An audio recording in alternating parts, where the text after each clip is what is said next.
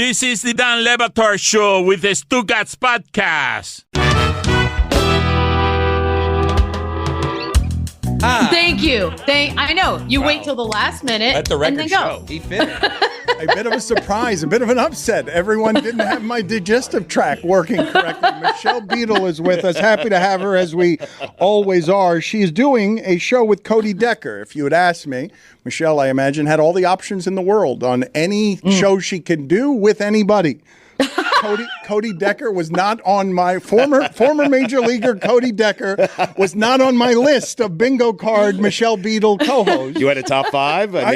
He wasn't on it. I had 1,000 on my list, and Cody Decker was not on it. 1,000. Wow. But every weekday, noon to 3 p.m. on Sirius's Mad Dog Sports Radio channel, I did not know that you were a baseball fan. For some reason, I associate you most with basketball and wrestling. How did you get into this endeavor? Why did you get into this endeavor? I think I missed the idea of radio, which obviously you guys can attest to more than anyone. There's so much more freedom and time, and the idea to do a show on Mad Dog where all the sports are up for grabs. That I also missed. I mean, I'd been doing NBA only for so long, which I love. But believe it or not, I consume a lot of other things. So I was just sort of like, let's talk. And I didn't realize how quickly 3 hours can fly by. And Cody Decker is the energy to my dry sarcasm. So it's a good fit. How is Mad Dog as a boss? Oh my God. He's hilarious. Like, so we've been in studio. When I'm in New York, we'll always be in studio and then we'll be remote otherwise. And Mad Dog is just, first of all, works harder than I ever intend to work in the next 20, 25 years. And he walks in and he's just a character. And it's funny because I didn't grow up in this area, so I didn't ever truly grasp Mike and the Mad Dog and how big a deal that was. But he's a legend. And when we leave the show, we'll have callers. As soon as our show ends, that call screen lights up. He hasn't even sat in the seat yet. I'm like, what are these people doing all day? It's insane. It's insane. What is the most fun you have had working? Because I would make the argument on behalf of what you're presently doing. The space and the ability to have that much room to roam is the reason that I got out of all the other things and want to do this. Have you had more fun than the space that this allows you to work in sports? Yeah, it is just, I mean, like I said, the 3 hours is big. I've gotten away with some off-color jokes that probably I wouldn't have been able to do otherwise. Now, look, that may have just been because no one's listening. I don't know. But either way, I got to say it and I'm not in trouble. That sounds like a child. And it's, I can talk about that stupid show Naked Attraction, and then we can go back to the baseball, and we can go back to football, and we can do this and that. And so I like it. I'm definitely a little bit different of a human than they had before. When I go talk to our bosses, it's funny because I'm not like that. First of all, I'm a woman, with the exception of Linda Cohn. There hasn't been a ton of that. And I also just have a different sense of humor, I think. So it's been quite fun to kind of go in there and disrupt a little bit. What about the baseball postseason have you found most interesting? They're making fun of me around here because baseball has happened to the best teams I've seen this season. All the 100-win teams are in trouble or have been beaten. We're making fun of how upset you are about the Orioles being eliminated in 3 games. No one cares. Not even Baltimore cares this much. Not just the Orioles, the Dodgers, the Braves being in trouble, the Rays getting eliminated that fast. What have you found most interesting? I find it interesting that you could almost make the argument that having rest is not a good thing. That the extra days off for the better teams seems to not have suited them quite well. I mean, I could make the argument for myself. If I come back from a week off, it's going to take a few days. Well, they don't have a few days. Getting swept wasn't on their bingo card. So it's a bummer to see. Baltimore had such a interesting story all season. Off the field, they had stupid things like suspending a kid for reading a graphic that 19 other people had to look at. So it's one of those stories where you're like, wow, the Dodgers for me will be fascinating to see what happens with that. I'm glad the Braves won. I don't like sweeps. It doesn't matter if I have a horse in the race or not. I want to be entertained. And a sweep or even like an 11-1 score, that's not entertaining. Nobody likes that. Do you have a rooting interest, a storyline above all others that you care about more? No, not really. I mean, I I've supported the Dodgers and I've supported the Astros at certain points in my life, but I just want good entertainment. That's really honestly all I care about. It's kind of nice to not have a team because you can just sort of sit back and watch the games and hope to be smiling at the end of it. Like the end of that Braves game the other night, that was why we love sports. Like I didn't care who won. I just wanted something great to happen. And it's exactly what we got. I heard some sound that I don't think we can play because in-game sound is stuff that can only be played if you have the rights. But just the sound of the crowd in Atlanta following the last play where you hear the fear and then you hear the enthusiasm escalate and all you're hearing is crowd noise and it's to save their season, right? It's to save their great season. Just hearing the ambient sound of Atlanta was the coolest thing I've seen so far in the postseason. I agree because that crowd, obviously that's a killer crowd and Braves fans are legit and they knew. I mean, you go down 2 games and go back to Philly, which is like an earthquake level sound vortex. Good luck with that. And so I think they knew you got to grab this one and grabbing it in such dramatic fashion, it coming down to the final seconds like it did. I say seconds like it's a basketball game, whatever. You know what I mean? It was great to hear. It was the exact opposite of what you saw in Los Angeles because Los Angeles crowd, they were there in attendance, but you get down 3-0 right off the bat. They're dead in the water before they can even try to cheer the team back on. So yeah, that was a hell of a comeback. Philly's going to be ridiculously loud. I don't even know that you could pay me to go to the game. I think it's just going to be so chaotic and loud. No interest. I'm too old at this point. And nasty. Don't you think Bryce Harper needs to get over himself just a little bit? I mean. Well, the head, I don't get this. Thank you. It's like a head wound. Yes. Like, what is that? Like, is he a war veteran from World War II? I don't get it. Just rounding second, taking off the helmet so you can see his flowing hair. You can see the bandana. He's the J.J. Watt of Major League Baseball. Oh, God, I missed you, Stugotz. The J.J. Watt slander is my favorite. Oh, thank you. You are a famous Spurs fan. You have not had a lot to celebrate recently, but you does now. Yes, you have a player now that obviously seems like a total game changer. How much time do you worry the way that you used to worry any time, Michelle, you would see a player of these dimensions or comparable, not these dimensions have never been here, but where you would worry about fear that his body is going to break down, that it's not, at no point have I ever seen a player who looks like this have this kind of hope and expectation that he won't get hurt, because the expectation my lifetime has always been that a player that is shaped like this is going to get physically hurt, cannot live up to the potential of this. No, I think it's you just hope for, I mean, everyone gets hurt. His dimensions, as you say, they are not conducive to long stretches without any injury. I'm hoping for, he's the unicorn. I'm hoping for we have some unicorn luck on that one. But they say he's put on 20 pounds. When I put on 20 pounds, I'm going to hear about it on Twitter. I don't see the 20 pounds on him, but that's because he's dealing with 9 feet of flesh. And we're hoping that it works. He looked strong the other night. There were some moves that were so graceful that you forget he's 27 feet tall. To see he and Chet Holmgren go up against each other, it was almost sort of a surreal visual. And then to see him headbutt Chet and him go, the whole thing was just like, I don't know if this is the future of the NBA, if this is just a temporary moment. It's kind of fun to watch, though. I'm excited about it. And from all accounts, I know we're expecting a big load management coming from the Spurs and all that. But from everything I've heard and everyone I've talked to and I've listened to, the plan is for him to play as much as possible. I mean, he's 19. He wants to play. Now, we know that doesn't always matter when it comes to players and their teams and whatever the strategy is. But I hope that that's the case. Now that I'm not in San Antonio as much as I was, for me to get to watch the games, I've become like a super fan. Like, I hope he never sits on the bench. I want to see him play every game. But it's fun to see the excitement. All of that being said, this isn't going to be like, oh, the Spurs go to the finals. It's just going to be a few more wins than last year, but it's definitely the beginning of something. Michelle, I don't want to put you in a difficult spot here with this question, but when Pop comes out and he acts like he failed professionally because his dream was to be a D3 coach, he's full of shit, right? He's always full of shit, but in the best possible way. Put it on the poll, Juju. Is Popovich full of shit in the best possible way? Yes or no? James Harden, what do you imagine is going to end up happening there? For a while I thought nothing.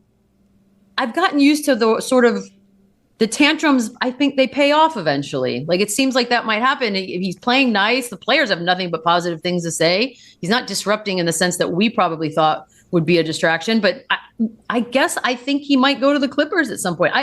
It's crazy. The compartmentalization that has to go on in locker rooms in sports, it'd be hard. I mean, it'd be hard to have a colleague, a teammate do all of this and then just come back in and we have to act like everything's cool. It's one of the parts of sports that fascinates me the most because my brain doesn't operate that way. If it's awkward, it's awkward.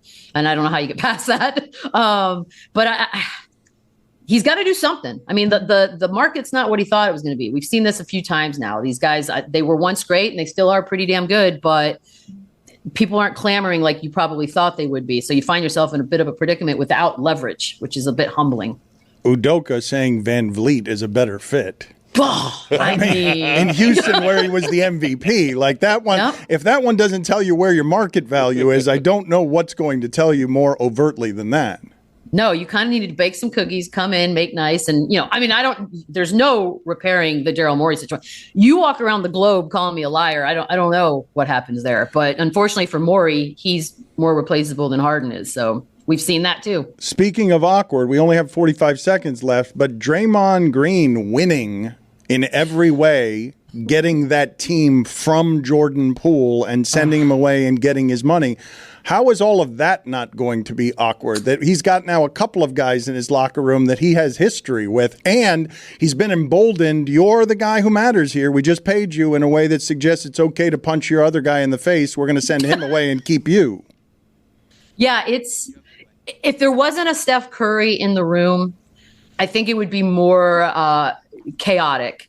I think having Steph, if you lose Steph, which I don't even really, everything seems great, right? But it has to be tiresome. I think the Draymond act has to get tiresome after a while. But with Steph Curry there, you've got an anchor, you've got someone that can kind of calm everything down. But if there's no Steph, this whole thing, then they're just like any other team with a bunch of drama and nothing to show for it.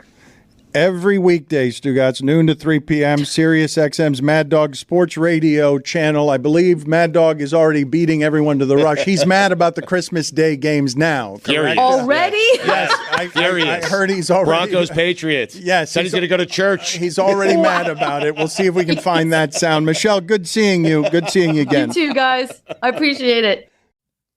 Hey, it's Mike Ryan. This football season, do what I do.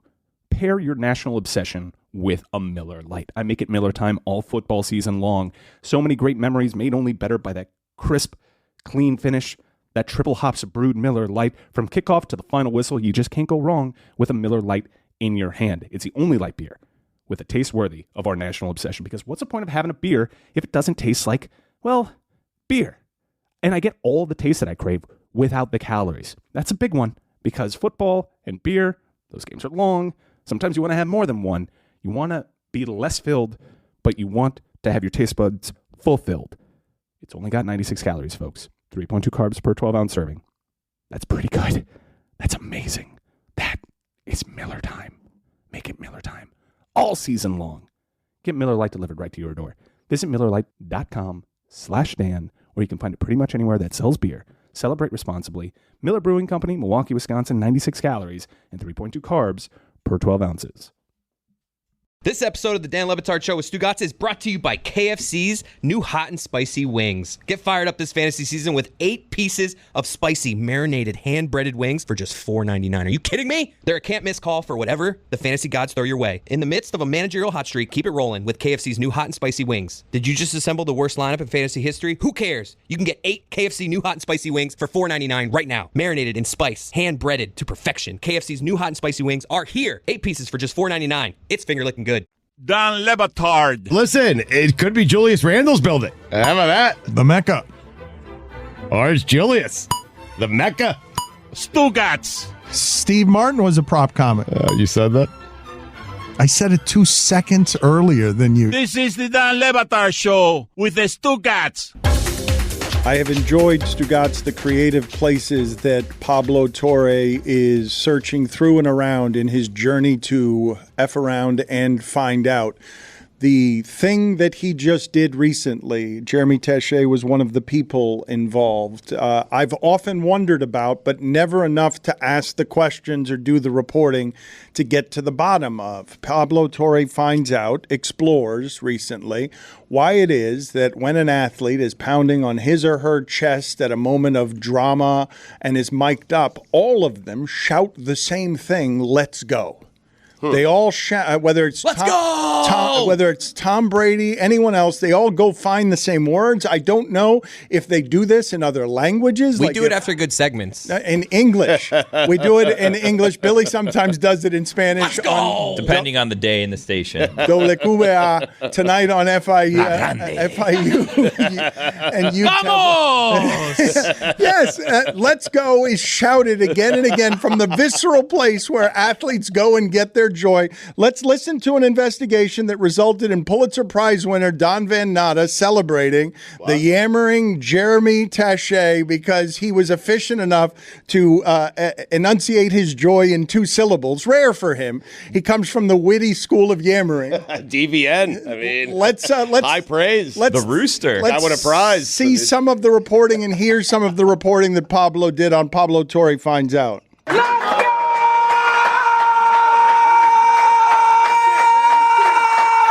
He has it down to an art form. Literally, if you look at the video, he's someone who he stands away from his players.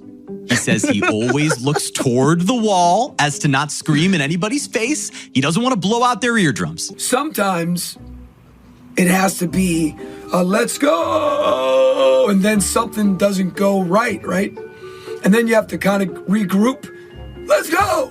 And then, so now you get a different ending. The breath is huge. Whether or not you have a vitamin C drop in your mouth is critical.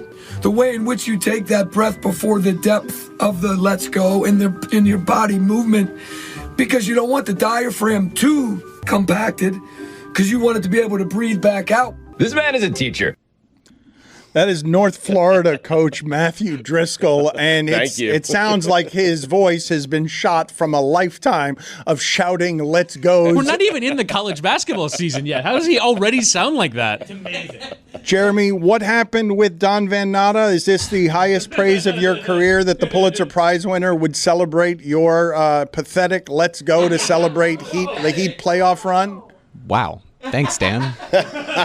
Major undercutting there of one of the most important compliments of my entire life, but thank you. It didn't seem like you had a lot of confidence in that "Let's go" when it was a cappella and it didn't have any support behind it. It's a big day in one's career when Don Van Natta tweets at you. I mean, I'm serious. Well, he complimented his journalism. It wasn't just like funny tweet. He said your journalism was valuable to me. He said it was extremely important journalism that Pablo and I were doing. It felt sarcastic. Don Van Natta being sarcastic on the internet. Down from felt condescending. From Mount Don. Mount Journalism. He was standing up there on Mount Journalism. Good journalism, kid, with your "Let's go." I have a question. I was informed, and I don't know, this is dangerous to ask just like this. I was told that you interviewed that guy for 2.5 hours. No. It wasn't 2.5 hours. No, I was told that the raw file was 2.5 hours long. I spoke to Matthew Driscoll for well over an hour. That's for sure. 2.5 is what I'm told was the length of it by the production team that had to cut it up. It went by so fast because that man is so full of energy. I heard yammerer is the way it was described. That's true. Not me. Never me. Lucy, I'm not yammery Taché. You seem stunned by everything here. Why is your mouth hanging open? That's a really long time to talk about anything. To anyone. They're figuring stuff out. I mean, just about all let's those go, words, 2 words. All those words over 2 words. I'm going to try and figure something out here, Stugotz. Is there any particular reason that when we mentioned Don Van Natta, because I'd be curious where it is your historical knowledge on this stuff lands, why did you shout the rooster? Do you have any idea why you yourself with your own mouth shouted the rooster? I didn't do it. Billy did. That's a fine. Yeah, I did it. All right, why did you shout the rooster? Don Van Natta is not the rooster. Don Van Natta's friend who plays dominoes with us is the rooster. Why are you shouting the rooster? Well, it's just a callback to our friend Don Van Natta and the Rooster, who participated in many of the domino tournaments with us. When you have a chance to shout out the Rooster, you got to take it. You know? That's word association for Billy. Don Van Natta equals Rooster. Put it on the poll, please, Juju, at Batard Show. When you have a chance to shout out the Rooster, do you have to do it? because I feel like you didn't have to do it, and I am playing defense against. We can see the rooster here if you guys want to look at him. And it's not often you have the chance. Billy saw a little crack, and he went for it. I mean, that's it. Look at that man. Yeah. Whittingham, we appreciate you being around here today. Before you get out of here, though, for the day, because you have many important Apple things to be doing at the height of broadcasting, how have your gambling adventures gone since you left here? And you left here, as I recall, lamenting in general what gambling has done to your life. That you now are putting money on results, and it has made things a little bit worse for you in terms of enjoying the sports and entertainment experience. What are your gambling observations that you have experienced in the last many months where you've been partaking, but not partaking publicly in a way that allows us to dissect your hurt? We've subtly referred to a thing that Chris Cody and Stu and myself are in, where we have to pick NFL games every weekend. And it turns me into a person that I don't like. I don't like the person that I become when I watch the Pittsburgh Steelers in week 1, unable to do anything against the 49ers, which now in retrospect was probably fair enough. The 49ers are incredible. But I was mother effing Kenny Pickett for 4 straight hours. Oh, yeah. I hate Kenny Pickett intensely. I deeply dislike that person, and I don't like that I do. And then you have these teams where you're trying to figure them out week to week. And you can't. No, you can't. You cannot. The Tennessee Titans, good luck. Good luck having any kind of rhyme or reason to their results. The Los Angeles Chargers, forget about it. Let's all say someone we hate. I hate Brandon Staley. Yeah. Lucy? I don't hate anybody. Let me think about it. Let me think about it. She's a reasonable human being who doesn't turn other human beings, into something Everyone hates somebody, though, because Dan. they cost you Monday money. night, I don't like what I said about Jordan Love, but I said it. I said truly vile things in my television aimed at Jordan Love. Can you, how many times are the Packers going to throw deep and it never works? Witty, Danzo is talking shit about how I gamble. Tell him. Oh, Chris Cody? Tell him. He's on fire. Crushing it. He really is, Dan. On I'm at the top. Looking fire down. It's a long this season, though. It's a no, long but season. you know what, though, Chris? There's 3 people ahead of you. Easy. No, but Chris, I was gutted for you on Monday night because that was a big swing. Horseshit. You had the Packers and that Jordan Love. They tried to give the game to the Packers. Complete a solitary deep pass. The only pass he can throw is a 4-yard out to a tight end, and it looks amazing. The perfect float on the ball. Clearly the stolen Aaron Rodgers technique. He throws exactly like Aaron Rodgers, and it looks great when it's 4 yards. And then he tries to throw deep once, and it never works. Now, me and Mike were the first guys in this league, and we brought you guys in. And the first rule of this league is not to talk about the league because the commissioner of said league, he's always listening. And so now he's going to have us pick the Titans every single week. I mean, I'm telling you guys, you have to be careful of what you say. Titans Chargers guaranteed on this week's slate. Guaranteed. I want to segue when Stugotz says Lucy hates someone. You have to be... Does she? You found a person that you hate? My college roommate, Emily. I hate her. She is the worst. What happened? She is not a nice girl. I don't know what her problem is. I even told my therapist about her, and she was like, I don't know what her problem is. Emily, I know you're not listening because you blocked me on everything, but you are not nice. How long did you live with Emily? That's too long, Dan. She started hating me out of nowhere, and we had already signed a lease for the next year. 2 years with Emily. How'd that feel? That felt good. That felt good to get it out, though, right? I feel alive. Dan, who do you hate? Dan's next. I don't do hate. You can hate Emily, too. There's enough to go around. You hate me, Dan. It's okay. You can say it. I don't hate you. Hate's a strong one. All right, fine. Jeremy will go. Hate's a strong one. I hate Emily. I don't yell. Emily sucks. Say it, Dan. Say at my television. Say it. Say it. I don't know Emily. Emily sucks. Come on. You don't want to know Emily. You hate the Rangers. I mean, I don't hate the Rangers. I might come close to hating the Orioles today. You love the Orioles. They really let you down, love them. man. Yeah, well, the relationship went sour. Look, man, I always marvel at these relationships that when I'm looking at them on the wedding day, they're like, wow, they're so in love, and then they grow to hate each other, and I'm like, how did that happen? It happened to me close to it with the Orioles this entire season. I don't understand how you go into signing a lease while actively hating somebody. No, so find somebody else to live with. We had already signed the lease, and she didn't hate me when we signed the lease. We got along. And she literally said, one day she just started being so mean to me, and I was like, hey, Emily, have I done anything wrong? She said, Lucy, one day I woke up and I hated the sight of you. It made me want to throw up. Wow. She is a mean girl. She said that to your face? Nice. She said it right to my face. She looked me in the eyes and said that. She is not nice, and I had to live with her, and it sucked. More like M. Meanly. Oh. Chris. Yeah, just go.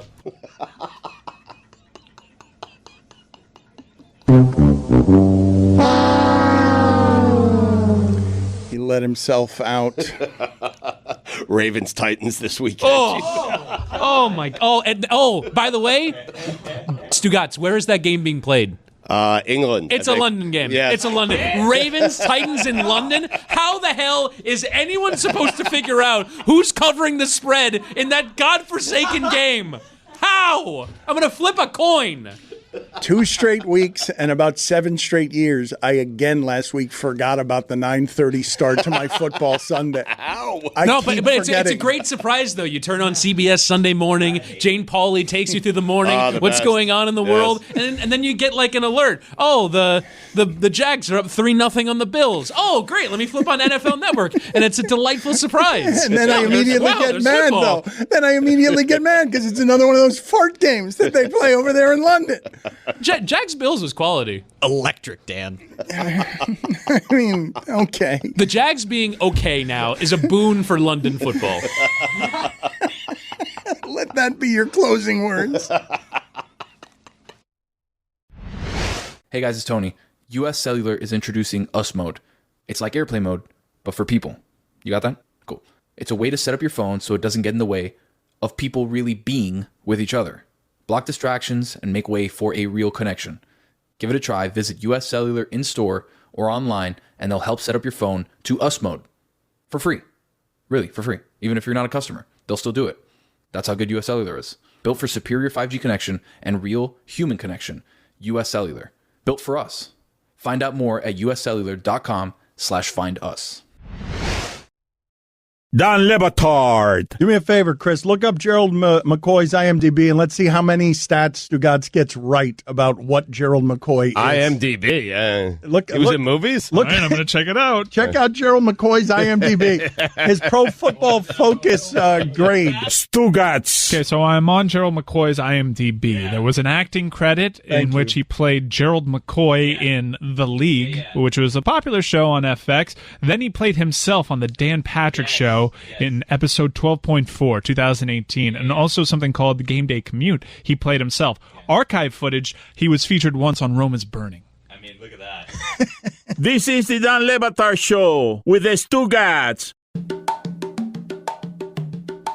I was talking to a friend of mine this morning, Stugotz. I've said before here on South Beach Sessions and elsewhere that it has been something of a soothing to hide in work and try to, for moments at a time, avoid a grief and a pain that I have not known before, that is affecting my focus, my performance, and any criticism you want to file at me and the show would be earned because I'm trying to move through something that has been very difficult. And while talking to my friend this morning, he was consoling me with the idea of how unique a person my brother was. It's not just losing somebody who was a little brother, a family member, somebody you have a unique bond to, but also there was no one like him anywhere.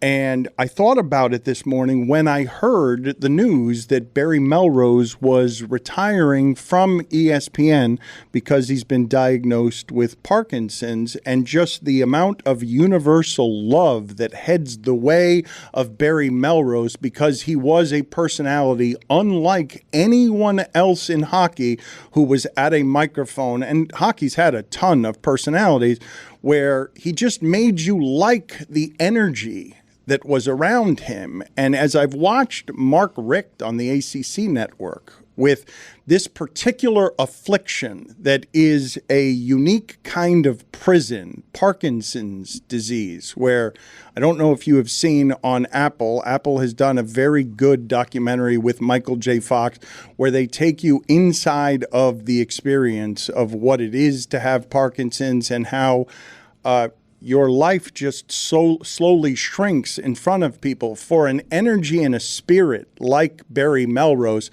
to have to stop working around the thing that he loves because this is too much of a health concern, it broke my heart for him and the people who care about him and the people who care about hockey in a really unique way. The same way it hurts me to watch Mark Richt try to struggle his way through a broadcast because of what a corrosion this particular illness is that extinguishes very slowly a spirit that is unlike many that you encounter anywhere in sports, where there are already plenty of people with charisma and energy, but you will find very few people who have anything bad to say about Barry Melrose, who's been on television for an awful long time, for people not to have bad things to say about him. My grandfather passed away from Parkinson's. He had it. It's hard to watch. I thought of his family and thought about how difficult that's going to be to see that happen right in front of their eyes. So it's really tricky. It's really difficult. But you're right, Dan. In an industry where it's nearly impossible to stand out, Barry Melrose did that. He was exceptional at his job. He made me is exceptional at his job, excuse me. But he made me want to tune into the hockey highlights. I don't watch hockey as much as I used to, but him and Steve Levy, the Levy Lounge, the way Barry Lounge, conducted himself, it was just, he's fantastic. He really is. He's a pioneer. Segueing awkwardly from the sad stuff into other stuff, I did want to play some audio here of a Stoops, Stugotz, Mark Stoops. There are many Stoops running around all of college football, the way the Bowdens used to once upon a time. Stoopsy, old Stoopsy. There are many old Stoopsies running around college football.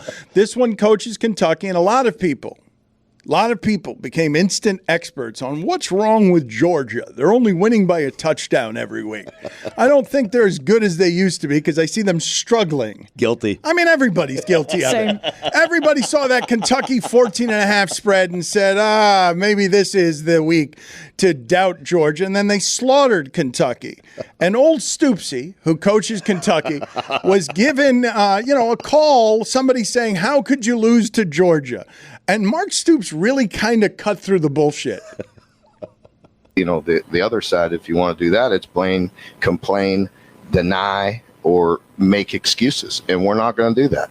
It is what it is. And, fans have that right. I give it to them. I just encourage them to donate more, because that's what those teams are doing. I could promise you in Georgia, they bought some pretty good players. You're allowed to these days, and we could use some help. That's what they look like. You know what I mean? When you have 85 of them. So I encourage anybody that's disgruntled to pony up some more. Davis.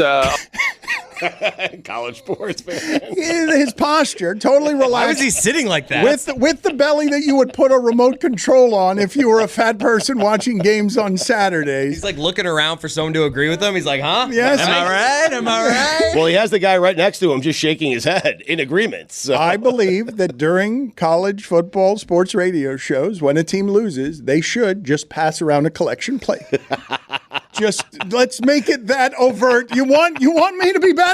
You're calling to criticize my coaching? Give more money. Throw some money in here. Be better at giving me money so I can buy better players. He has a point. He literally has a point. He does. Not enough of them to beat Georgia. The part that's amazing about it is, one, him leaning back, clearly not knowing that that's being recorded for video. I mean... Or not knowing and not caring, or knowing and not caring. Stugotz asked if he was wearing a blanket, but it was just the bottom of his shirt. It would be funny if he had a little nice cozy blanket at the table. But it's also the fact that really is the only way to win, right? Like, all these coaches, there's probably not that much that separates any of them. We've talked about being the program that they're going to be simply because they're going to recruit better than everybody else. But there are probably 10 coaches that consider themselves head and shoulders above everybody else. And then there's everybody else. And the difference is, give me more money, please. All 10 of those coaches have the last name Stoops. Old Stoopsy. And none of them will coach in Iowa. None of them will do it. He makes $8.6 a year, okay? Maybe you can pay a little for these players, huh? No. Jeez. I actually saw it. When does that happen, though? When do coaches start donating part of their salary back into the NIL fund? Honestly, I mean, he's getting paid as much as he ever will, so maybe he should just ride this out. Unless But I'm he just comes saying, to Iowa, we'll take you. Somebody making $7 million a year at a crappy job, take $1 million, invest it into your players. All of a sudden, you get a better job. You're making more money here. It's simple math, folks. $7 million. You're proud of that one. I don't know. I don't think $1 million's enough, to be honest. Why did you just point to your head with two fingers as if you'd made the great point? Like, it's just obvious. It's just like that you think that there are a lot of doing the crappy alphabet jobs here. at $7 million a year. Coaches make, dude. Mark Stoops is making 8.6. He just hit you with a dude. You did just hit me with a dude. Fired up about this. A tough team. The Dude Batard Show with Stugotz. Can you guys please find for me, finally, it keeps getting here later and later, Billy's Useless Sound Montage. Later and later in the week. it's Wednesday every week, man. Yeah, but later and later on Wednesday, I'm told, hey, Dan, remember that you have the Useless Sound Montage. Just every single week, it's getting a little bit later, and I do believe at some point I'm going to get it the following week, that you're waiting for me to forget. Is that an option? No, it is not an option, but neither is getting it here as late as it's been getting here, and it's still getting here that late. Let me hear the Useless Sound Montage.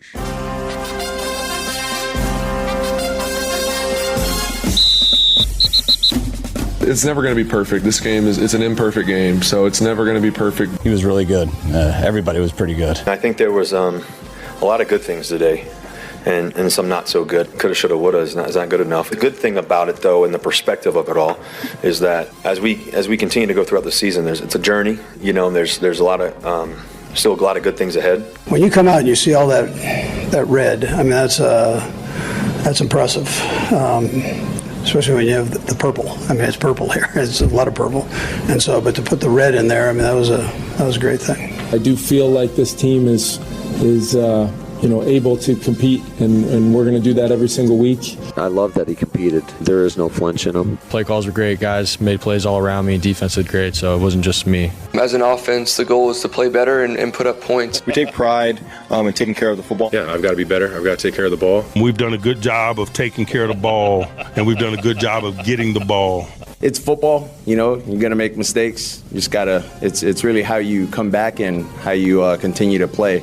You have to stay together in football. It's the ultimate team game. That's football. We knew it was going to be a dogfight. It was going to be a 4-quarter game. It wasn't going to be easy, and we just had to find a way to win. That's what it's about. Listen, these games are emotional, man. They're hard fought. Both teams are, straining. The players are straining. Guys are putting their bodies on the line, and coaches, and the whole thing. And obviously, we're not out there playing, but we're part of it. There's a lot of young guys out there, and we're going to keep everybody moving and going in the right direction. And I think by the end of the year, we're going to be dangerous because you're not going to know who's going to get those opportunities throughout the game. You got to start the game faster. I just look at players and that look in his eye. Sometimes the messy games are my favorite. It is what it is. Got to just go back to the drawing board and keep working. We take it 1 week at a time. Nobody really cares about how you do it. They just want to see if you win or you lose, or if it works or if it doesn't. And so, however we find a way to do that,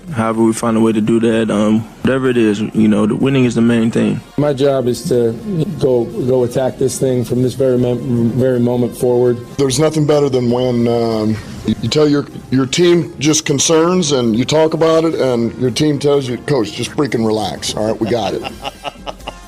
Dan Campbell does often talk in victory as if he's got a bit of indigestion and is holding a burp, like trying to hold a burp down from all that caffeine that he has in the morning. His voice is distinctive. It comes from the bowels, the plumbing of masculinity. Comes from the Motor City, Dan. Thank you, Billy. That is true. I can't wait to hear that kind of analysis in Spanish tonight on Dole Cubea. Can't wait. He's going to crush it, I can't wait. I cannot wait to I'm going to have so much caffeine and coffee to get through this game. I was thinking about this. It's a 7:30 kickoff. Yesterday, I went to bed at 9 p.m. That's not even halftime.